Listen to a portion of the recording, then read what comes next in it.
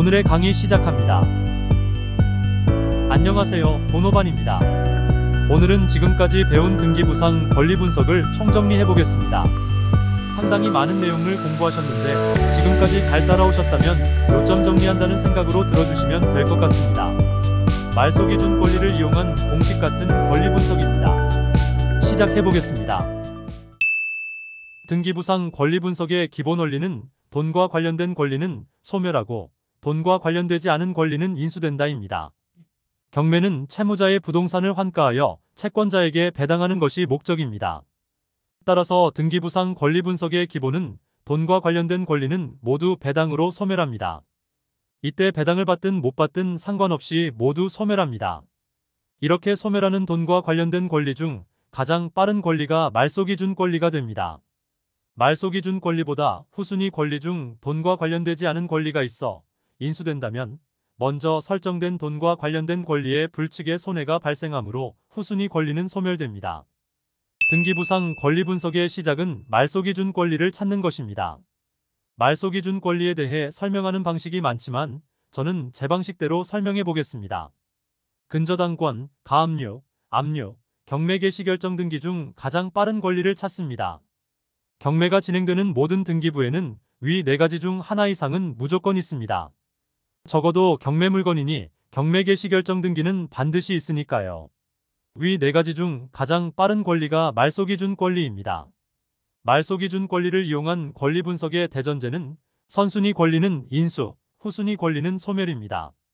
돈과 관련된 권리는 모두 소멸한다고 하였으므로 문제가 되는 것은 모두 돈과 관련되지 않은 권리들입니다. 후순위 권리들은 모두 소멸하지만 후순위라도 인수되는 권리가 토지인도 및 건물철거 가처분입니다.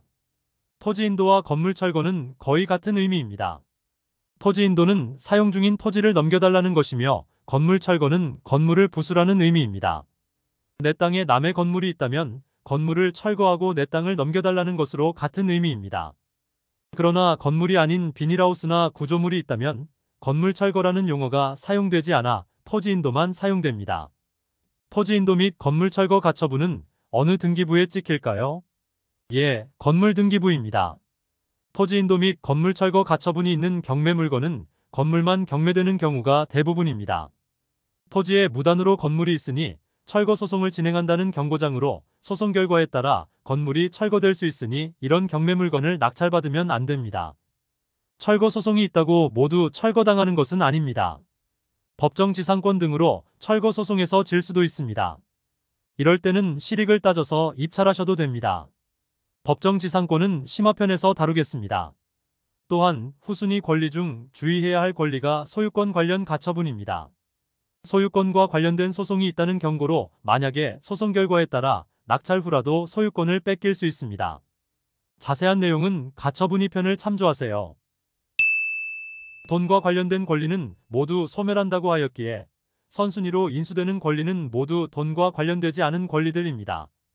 지상권, 지역권, 가처분 등 이들 선순위 권리 중 문제가 되지 않는 경우도 있습니다. 지상권 중 담보권 강화 지상권이 선순위라면 담보권자와 상의해 보시길 추천드립니다. 말소동의서를 받으실 수 있을 것입니다. 지역권 중 요역지 지역권은 인수되어도 좋은 권리이므로 입찰하셔도 괜찮습니다. 선순위 가처분도 소송에서 패소하였거나 목적을 달성한 가처분 등은 인수된다 해도 등기부상 남아있을 뿐 권리상 하자는 아닙니다. 신경 써서 분석해야 할 권리가 전세권과 가등기입니다. 전세권과 가등기는 배당 요구 여부에 따라 권리 분석이 달라집니다. 선순위 전세권은 배당 요구를 하면 담보권으로 배당받고 소멸하며 말소기준 권리가 됩니다. 배당 요구를 하지 않으면 용의권으로 전세금 전액을 인수한다는 의미입니다. 선순위 가등기는 배당 요구를 하면 담보가등기로 배당받고 소멸하며 말소기준 권리가 됩니다. 배당 요구를 하지 않으면 소유권이 전 청구권 가등기로 인수되며 위험한 권리입니다. 이것이 말소기준 권리를 활용한 권리 분석의 전부입니다. 각 권리의 자세한 내용은 각각의 파트에서 이해하시고 실전에서는 공식처럼 적용해 가면 됩니다. 여러분은 경매 물건을 검색할 때 등기부상 권리 분석에 얼마나 할애하시나요? 저는 1초면 충분합니다.